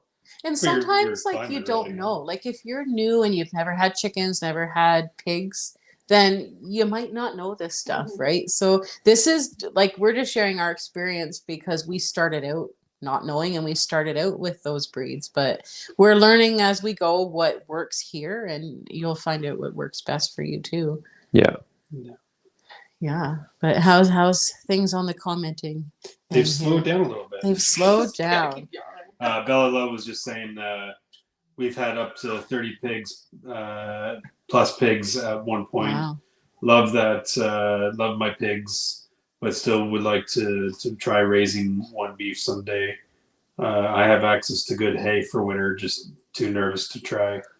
Yeah. So I think you mentioned it's best to have more than two Unless- or more. Yeah, you need more than But, one for the most part, unless you're gonna just put it in a box stall and Yeah, raise which it you like can that, do. which you can do. Mhm. We just don't choose to do it that way. But yeah, What if you had other animals, say a donkey or yeah, companion. Basically, it's just a companion thing Yeah. that they need then. Just a herd factor. They feel safer in a herd. Yeah. Another thing on spring planning, talking about hay, like we're going head on into maintenance for me. Our John Deere's been sitting in the woods all winter. It's stored for the winter. It's got the wood chipper hooked up to it, and we make wood chips when we do our field cleanups. And those wood chips sell, and I sell them as a product of the farm, I guess. So for smokers and barbecues and stuff like that.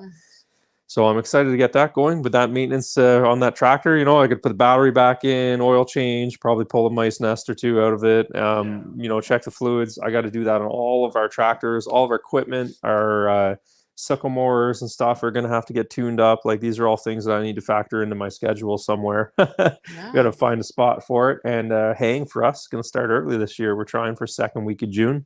Wow. We're So, gonna try, yeah. but it might be too wet. Yeah. The spring's supposed to be very Yeah. We're getting late snowstorms basically. Yeah. Which was what last year was or 2 years ago? 2 years Last year ago. was Been so about much 2 years. rain. Yeah. We had so much rain last year. So we want to really get on top of that kind of stuff. We're looking at that. So I think a lot of our content, I'll probably bring some of that out as well of what we're doing. Mhm. I'll be fencing. Jenny's going to be I'm just fencing. Yeah. fencing. On God. Yeah. Yeah. Yeah. Basically with a high And tension then when wire. the bugs Yeah. come out, you won't see me. Yeah. I will not be out. I will be. Still I'll do be stuff out no after. matter what. Yeah. Same. I'll be Yeah, in the you bugs, live in hopefully. bugs. I live Yeah. in Bugville. And I think the other thing we got coming up is Jay and me are going to do a little adventure there. We're hoping to do it on Sunday. Eh? Hopefully, yeah.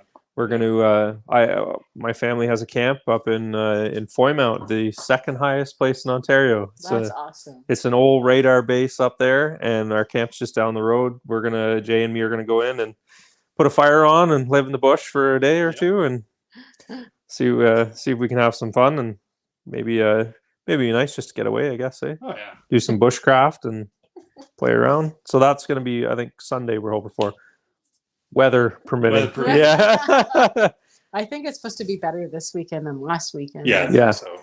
Yeah. For sure. Yeah. But yeah, that's something else too. Even when planning and gardening with spring prep, you're talking about rejuvenating your grass and stuff, but rejuvenating your garden is also very important, right? Yeah. So even having the chickens or having your cattle or whatever else, when you're going into gardening and having good soil is important. A lot of times I add amendments, but if you can run livestock on your property, it's a great way to give a boost to your garden because it costs a lot of money if you have to bring in manure, compost, anything like that. Mhm. So there's so many benefits to having multiple things going on just for the balance of your homestead in general. We don't sell our manure, not for. Just I'll head that question off. That is the most valuable thing we have. Yeah, sure.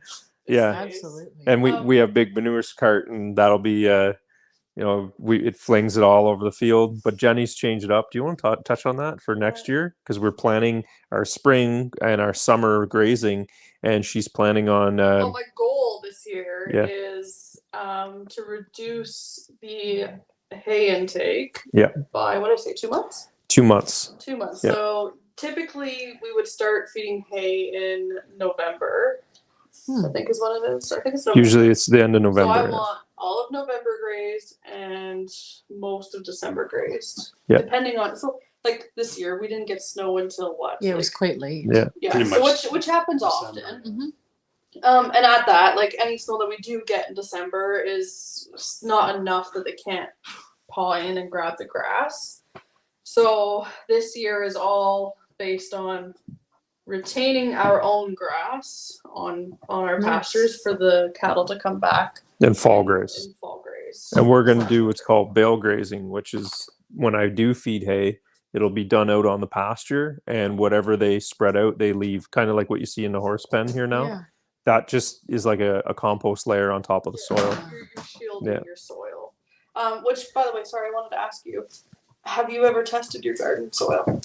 When we first When we moved first, in, yeah. we did. It's been years. I'd be curious to see what it is now then, because it looks really good what you guys have got. It's Even before really- we did anything, though, I think the soil wasn't that bad. It wasn't, but because- like there was depleted in some things. in some and, things. You know, and then there's certain things like tomatoes are heavy feeders on nitrogen and stuff Mhm. like that. So moving those plants to different areas. But and before you doing even that. plant those, there are cover crops that you can throw in Oh, there yeah.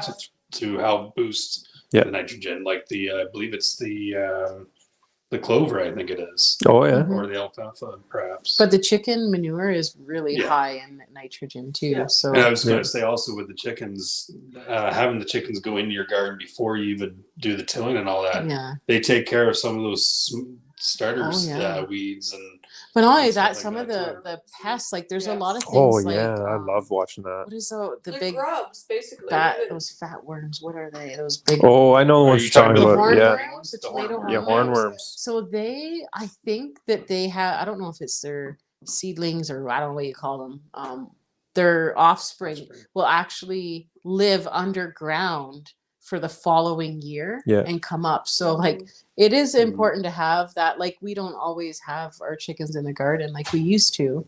yeah. But they can definitely help with pests in the garden too, keeping that down. I love watching when they get a worm. Oh yeah. That's so funny. They'll For anything. pick one out and it's like woohoo, and then it's running, And but it's all like, the other "Look ones what are I yeah. got." Yeah. There are a big old frog. Frog, yeah, man, oh. do they love Frogs are frogs. just dangling. Yeah. And they it's like a race. Like they just Yeah. all chase each other. It's One something gets a to- piece, and then Yeah. the other group Yeah. goes that way, that group goes that way. Oh, it's Oh. gross. I think that's a good way to say when you're spring planning, you're adding in all the livestock plans, you have to factor in their fun. Oh, yeah. It's fun. It Yeah. is fun. Yeah. Or it's your relaxation. Yeah, exactly. yeah. Like, Yeah. we could spend hours just looking and just Yeah. sitting with the cattle. Well, just sit I out there, know. yeah. the See, I horses or thought it was whatever. just us. Like we would just sit outside in August Sit in our when there's no our bugs. chairs. And sit in the chairs and watch the chickens. And I love watching the roosters and Yeah. they get going and they find something. He's like, oh, bark, bark, bark, bark, Yeah. bark. And all the women just come right Yeah. for him. And he just like will drop what he has, like a big old worm and drop it, walk the other way, and his women eat it all up. Yeah. I'm like, For the look at that. ladies. Like I love Watching. Yeah, watching Jane, why them. can't you provide, right? Like, so that's what she's really saying. I'll No, try and find but- some worms for you. No, but He it's just drops them in the kitchen. It's so entertaining. Like there's so many little things that I'm like, wow. Mhm. I love it whenever You You- have to enjoy And it. Yeah. and the thing is, those are the important things of homesteading. I think Yeah. so. If you're just working and working and working, Yeah. it's not worth You're it. not No. doing it right. Yeah, you're not, and you're not doing it right. Yeah. we You love have to be able to when enjoy it. we got multi-species, and that's great. I mean, Yeah. there's not a lot of little farms or homesteads that are doing a large number of species. We got the chickens. So there's one cool shot we did. I don't know if it's on your TikTok or on the YouTube or whatever, but it was like a short, and it was just us hanging out. At the end of the evening, sunset's coming down. I got my pigs. They're rooting in one section. Turn the pan a little bit, and I'm looking at the cattle grazing another section, and the horses are over in another section, all in the view, and then the chickens are in the background. And it was just kind of neat. Everything's just doing its thing. Yeah. Mo just moved it. Yeah. Oh, Oh no, We're still good. Okay. We're still in it. Yeah. Oh, gee. Mo, Oh, what a dog. So bad. Yeah. Little dinosaurs, Buttercup Oh. from Fern says. They are Damn. little Damn. That's Mo. That's He's trying Mo. to box Yes. with me right now. Well, he's he's just little. excited. wants to be in the shot with He us. does. He loves it. But yeah, Yeah. I think we kind of touched on what our plans are. I mean, I hope everyone is going to enjoy their summer. I hope everybody's got their planning Yeah. started at least, or your Yeah. chickens ordered, or your plan for them. And I guess for us, thank you so much for tuning into the homesteading. Yeah, we've really enjoyed doing these Yeah. lives. Like it's been, just sharing our experiences has been, I don't know, it's been kind of fun. Yeah. Mm-hmm. And it's nice, just to reiterate, like, we didn't know what we were doing No. coming into this. This was all new to us, and we've learned a great deal in a very short amount of time. Yeah. So, And, really anybody can do it. Yeah. Don't sell yourself short. There's always things to learn, and we still continue to learn as we go. And you don't have to follow the norms. Mm-hmm. By no means are we doing that. Yeah. We No. have broken out of that and proved that you are capable of doing things differently. Yeah. And I think that's really important for people to realize. Just like sometimes that's where it comes down to testing it out for yourself. Mm-hmm. And it may work, it may not work, Yeah. but you learn. It's true. There's a lot of things. Like I think I've said it in one of our other lives that we've had, was I was so scared to incubate my eggs for the first time. I was so nervous. I was like, okay, like I was so afraid of having the temperature wrong or the humidity wrong. And all those things, they're so important for the health of the chick. But it really came down to just experimenting, as awful as that might sound, and it really wasn't as bad as I thought it was going to be. And then when the chicks came, I was so scared and nervous because I didn't know how to look after them and how to keep the heat right. And it literally came down to just experimenting with it. And now it's like second nature. I just turn it on and it goes. And I've only had maybe one spayed leg. I've had maybe one or two that I've had to, end their life because they just failure to survive. But it's gone really well. So like, I've never had experience with it, never grew up with it, but just try. Really. Oh, it's all about trial and error and learning new things. Yeah, don't be afraid to learn something new. And I think the more I learn, the less I worry about what happens in the world.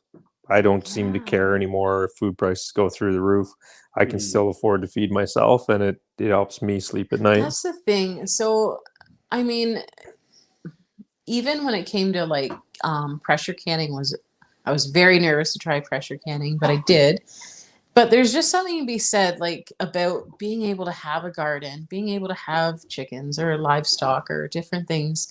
You might, like, maybe you only grow a couple tomato plants. Maybe you only grow beans. Like, you don't necessarily have to grow it all. No. But I'm like, there's just something to be said about being able to put that food aside, whether it's 1 or 2 jars or maybe whether it's a whole pantry full of food. Like, doing that little bit and having that experience and that knowledge, it does something that you don't have to fret. You're like, you know what? If I can do this, I can do anything. And it takes that fear of maybe what is to come. Because I think with COVID over the last few years, there's just been this drive of fear of like, oh no, there's a fear, like there's not going to be anything on the shelf.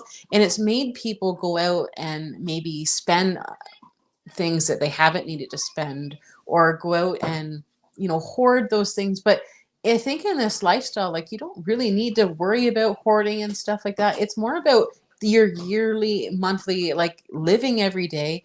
Because like, I'll still pull out the dehydrator and still dehydrate a few things. Like, it doesn't have to happen in the fall. It doesn't have to happen in the summer. It could happen throughout the winter. Like, you don't need to just can when it's canning season. There's, like, I don't know. Same as us. Take stress off. We walk past the meat aisle. For the most part, we just don't. It doesn't matter. Now it's no longer something we shop in. We don't need it. We all make it all ourselves. And for Jenny, the gardening's getting better and better and better and better. I mean, we're putting in a huge one this year. I'm pushing to learn because it's not something that comes natural to me by any means. No, she can kill the plants with the best of them. Me too. We're good at it, but we're learning. But I can keep the grass really green. I'm like, okay, well, we're good if at I that. can manage pastures, as well as I have, then I should be able to garden, because it all comes down to the same factor. It's all soil. Yeah. Right. So I'm like, okay, here's to hoping. Yeah. Goes with everything. The same with us. We run tractors from. Well, they're ancient. Most of them are ancient. I didn't. Tractor guys on here. Yeah, I was about to say. No one said anything. Dave Dave has said. I think he meant to say he can't wait to see Rob running some old farm equipment. Yeah, well, that will be happening. Yeah, like we got told getting into that, you can't run old farm equipment. It's nothing but junk. Blah blah blah. Well, Yeah, you can't take everyone's word. you can't. I'm running sickle mowers, which is, sickles went out with the turn of the century or whatever, right in the 50s. Two other things. After that but I realized that I tried both of them and they sucked. I used a hay bind. I hated it. I'm back to a sickle mower. I make excellent quality hay with a sickle mower. I find it super easy to use. I can fix it all myself. Everything is done on my own. True. Tractors are from the 60s. The other one's from the 50s. We got one that's a newer one. Well, I guess it's 10 years old or whatever. And it does some of the other work, but I feel like we're at a point now where we can manage and handle all of those things on our own. I don't have to worry about dealers and this and that. And that's a good feeling. It's just being one step closer to being totally self-sufficient. So there's another comment. Mike says, I recommend getting your neighbors to rotate animals through your land. That's my plan. Mike, we run through Mike's, yeah. Mike is Mike is a wealth of knowledge individual himself that's on here. He is as much as he might not think it, he definitely knows the stuff. He knows the stuff. He's done a lot of education. He shares a lot of books with us to read too as well. And he is he built his own cabin that we run where our livestock go sometimes. He's got a beautiful cabin up there, and his plan is to do some homesteading when he retires and moves up. That's hopefully awesome. Sooner than later. Mike, we'd love to have you up here sooner than later, but yeah, that's awesome. You might regret that later because I think next year we may accidentally take a vacation on the same day he has cattle. Yeah. There you go. Same week.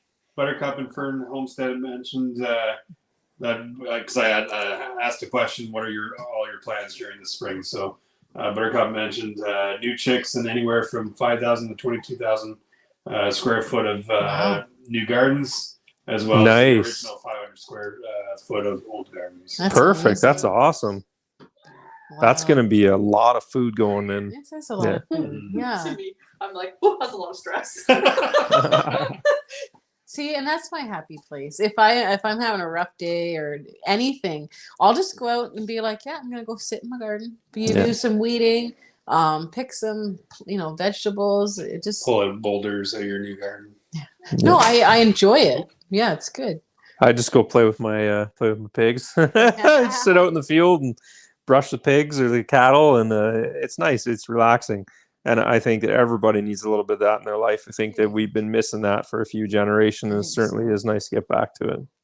I know something that I'm planning also in this coming seasons is I want to focus a little bit more on using what's on the property. So when it comes to crops, so I think I've mentioned it also in other videos, but I'd love to start using the dandelions, whether using the dandelion roots, making some teas from it, using the burdock, then there's red clover, and then, we have all kinds of stuff.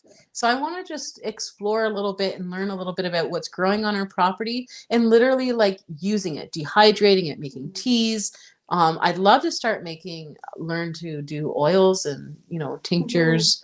But I haven't had a whole lot of experience with that. So, and that's the thing with this lifestyle. You might start out, learning a bit about gardening, learning a little bit about livestock, and then it continues to progress into new things. And, it does. And now I'm okay, I want to go a little further and learn about something else. So there's just so much to learn. Eventually we'll all become hippies. So probably. That's inevitable. I realize that.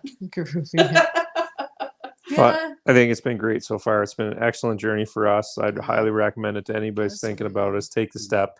We should have done it a long time ago. Yeah, we should have. Absolutely. It is what it is, I guess. And hopefully for Jenny and me's sake, we can continue to grow the farm. But it's nice to know we've got the basics down far enough that if we had to go back to just raising for ourselves and ourselves only, we've got it nailed down. And I can't think if we can do it here, you could always do it somewhere a little easier. Yeah. It's a little bit of a challenge to do it here, I think, right?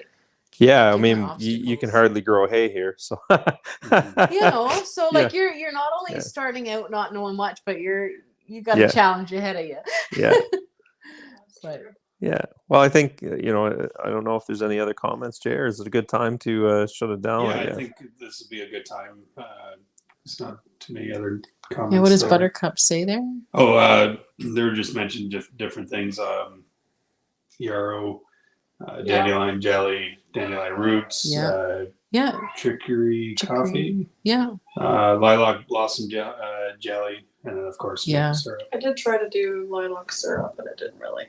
No. Oh, I've heard about it, but I've Buttercup never also tried mentioned it. that they're planning or hoping to plan to have a market stand. So Nice. that'd be really good. That'd be cool. We can touch on that just before we leave, if that's okay. Yeah. Jenny and me will be at some markets. We're trying to sucker these guys into bringing some of their excellent produce when it's ready to come to a few.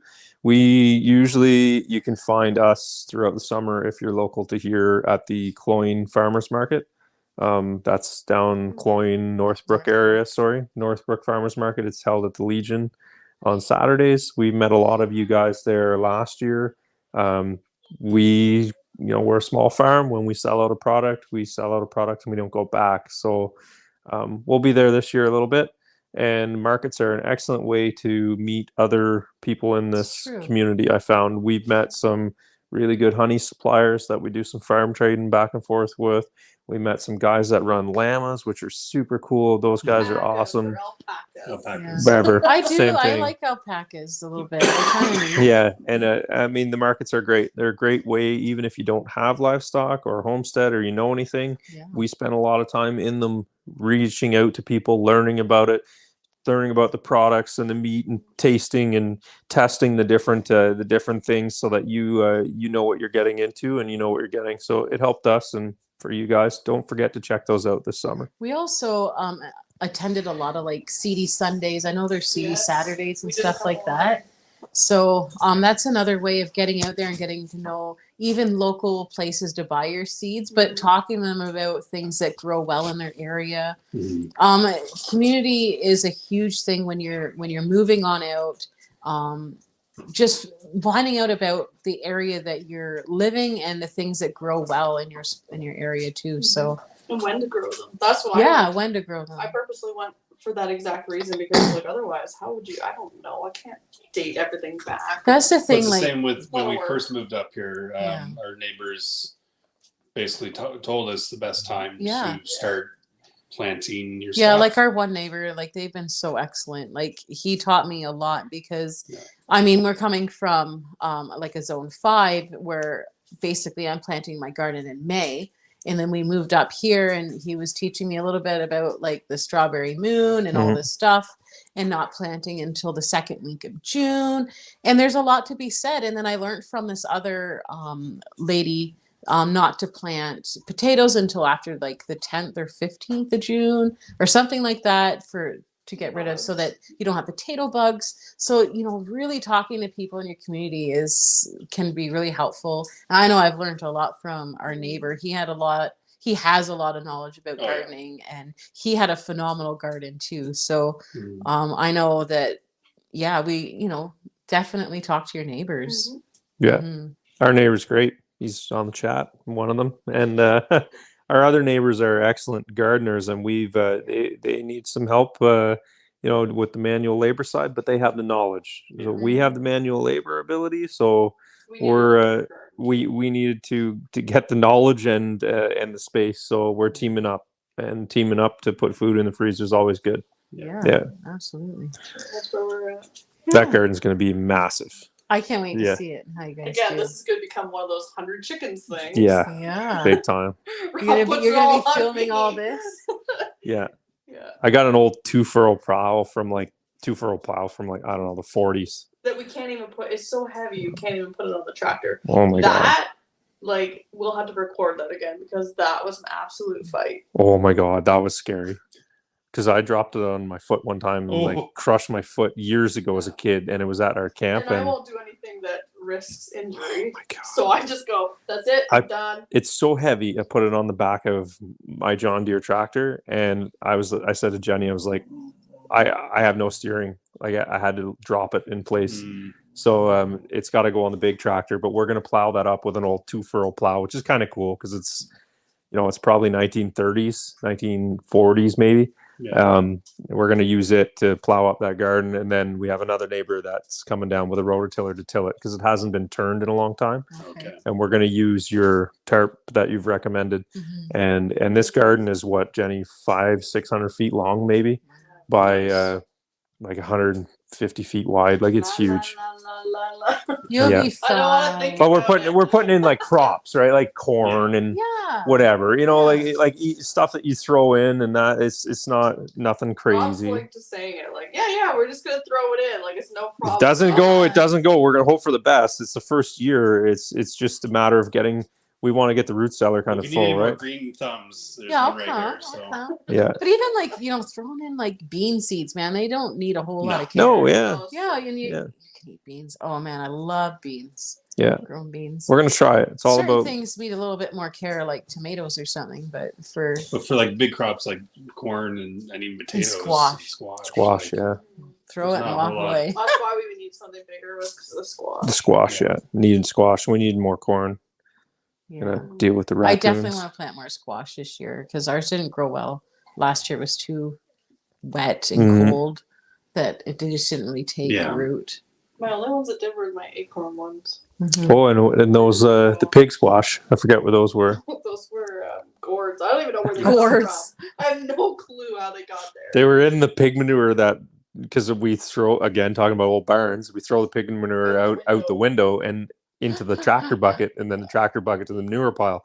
Well, whatever fell and didn't get into the bucket just was kind of along the barn, and it grew a patch of gourds that was like unbelievable. Like it was. There was like a good 1,000. I don't even know where they came from. We give a lot away. Gracie brought them into school, and they painted them, and it was kind of neat. And the community bought some decorative gourds, and that money went into Gracie's pony stuff for her little pony Jeffrey. I remember that. That's great. Yeah, it was kind of neat. We'll grow more of them again. That was fun. No. Yeah. Spiky. But anyway. Yeah. Anyways, I guess we better finish Yeah. up. Yeah, we'll wrap it up. I don't know when we'll do another live. We'll let you know. We'll give you a heads up on that, but it'll be a while. So After bug season and maybe like a campfire night. Yeah, we do campfire night. That'd be fun. that would be cool. That way you guys can all enjoy the beautiful like sunset Yeah. Oh man, and they have understand a why great we view. live where we live and why. And we'll probably have some lives for the homesteading conference in May. Oh yes. Yeah, that's true. Yeah. That's good. So we'll just have videos out so you can check on and see how the progress grows for our spring and into summer. I know for us, our internet is awful. So we are hoping to get Starlink soon. So I don't know. We're just kind of being patient. We're on a waiting We're list. on the waiting list at the moment. Yeah. So once we get up with Starlink, we want to start having some more lives regularly, but we can't do anything until that happens. So we can barely upload a video at this Joys point. of ExploreNet. Yeah, the joys of the rural living in Ontario. Yeah, I think we got to go to the library to upload videos At lately. times, yeah. That's how we are. It's just not great. But anyways, I'm looking forward to when we can have a little bit more lives and interacting with you guys more frequently. But we've really enjoyed doing this series with you guys. It's been awesome seeing the same people coming on and really supporting us. It's been a blessing. So thank you. Thank you. Thank you so much for all the questions and comments, and hopefully we helped you. If not, you had a good laugh. Anyway. That's right, More to come. Yes. More to come, that's right. Anyways, we'll see you again on Thanks, some everybody. of our other videos. Take care.